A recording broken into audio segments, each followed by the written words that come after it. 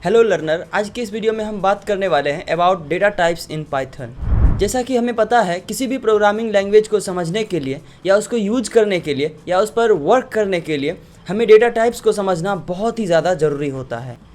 क्योंकि हम जब बड़े लेवल पर कोडिंग कर रहे होते हैं या बड़े बड़े प्रोजेक्ट पर काम कर रहे होते हैं, तब उस समय डेटा टाइप्स का इस्तेमाल करना हमारे लिए बहुत ही नॉर्मल पड़ जाता है। क्योंकि हम बहुत सारे कोड्स कर रहे होते हैं, 1000, 2000, 3000, 10-20 हज़ार लाइन का कोड कर रहे होते हैं। वहाँ पर डेटा टाइप्स का नॉलेज अगर आपको नहीं है तो शायद से प्रोजेक्ट में आपको दिक्कत हो सकती है। वह दिक्कत इस प्रकार का कि बार बार हमें डिक्लेरेशन करना पड़ता है, बार बार डिलीट करना पड़ता है। कई सारे ऐसे लॉजिक्स होते हैं जिसमें डिक्लेरेशन और डिलीट करना ये सब कॉमन हो जाता है। तो इसके पहले कि हमें वहाँ पर जाकर दिक्कत हो, अगर हम बिगिनर हैं या फिर इंटरमीडिएट भी हैं, तो हमें डेटा टाइप्स का नॉलेज होना बहुत ज़रूरी होता है। बस ये समझ लो कि डेटा टाइप्स नहीं तो कुछ भी नहीं in the terms of programming. और हाँ, इस वीडियो को लास्ट तक ज़रूर देखना, क्योंकि पाइथन के अंदर जितने भी डेटा टाइप्स हमने इस वीडियो में डिसाइड करे हैं, सारे के सारे इंटरव्यू लेवल के पॉइंट्स होंगे। और जब हम इंटरव्यू में बैठते हैं तो वो इंटरव्यूअर हमसे किस तरह का question data in terms of data types पूछते हैं, तो वो सब भी हम इस वीडियो में डिस्कस करेंगे। तो चलिए स्टार्ट करते हैं। तो हम जानते हैं कि वेरिएबल डिफरेंट टाइप की वैल्यू को स्टोर कर सकता है। जैसे कि किसी पर्सन के नाम को एक स्ट्रिंग के रूप में स्टोर किया जाता है, जबकि उसकी आईडी को इंटीजर के रूप में स्टोर किया जाता है। Python different standard data types provide करता है, जो उनमें से प्रत्येक पर स्टोरेज मेथड को डिफाइन किया जाता है। पाइथन में डेटा टाइप्स लगभग 5 होते हैं। सबसे पहले बात करते हैं नंबर्स के बारे में। नंबर न्यूमेरिक वैल्यू को स्टोर करता है। जब एक वेरिएबल के लिए एक नंबर स्टोर किया जाता है तो पाइथन नंबर ऑब्जेक्ट बनाता है। पाइथन जो है वो 4 प्रकार के न्यूमेरिक डेटा का सपोर्ट करती है। पहला है इंटीजर, यह साइंड इंटीजर्स जैसे 10, 2, 29।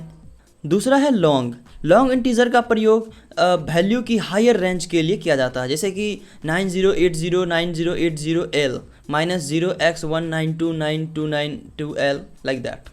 अगला है फ्लोट का उपयोग फ्लोटिंग पॉइंट नंबर्स जैसे 1.9, 9.902, 15.2 etc को स्टोर करने के लिए किया जाता है। अगला है कॉम्प्लेक्स नंबर जैसे 2.14J, 2.0 + 2.3J। ये तो हमने 12th या फिर कहीं भी पढ़ा ही है।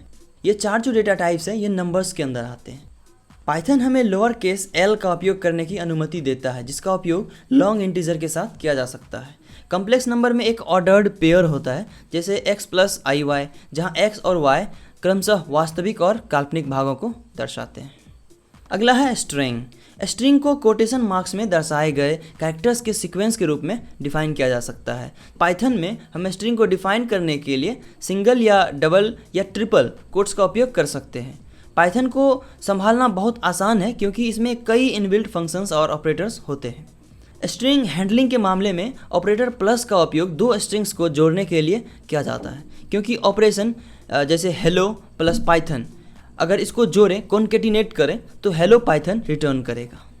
जैसे स्ट्रिंग 1 ये जो देख रहे हो, अगर पहला स्ट्रिंग हेलो है, ये सिंगल कोट में हमने रखा, और अगला स्ट्रिंग है स्ट्रिंग 2 हाउ आर यू, तो अगर हम इसे कॉन्केटिनेट करें तो हेलो हाउ आर यू कर सकते हैं। अगर हम इसमें से कुछ स्लाइजिंग करने हो तो कुछ इस तरीके से हम स्लाइजिंग करके जितना चाहें उतना नंबर पास करके हम इंडेक्सिंग करके प्रिंट कर सकते हैं।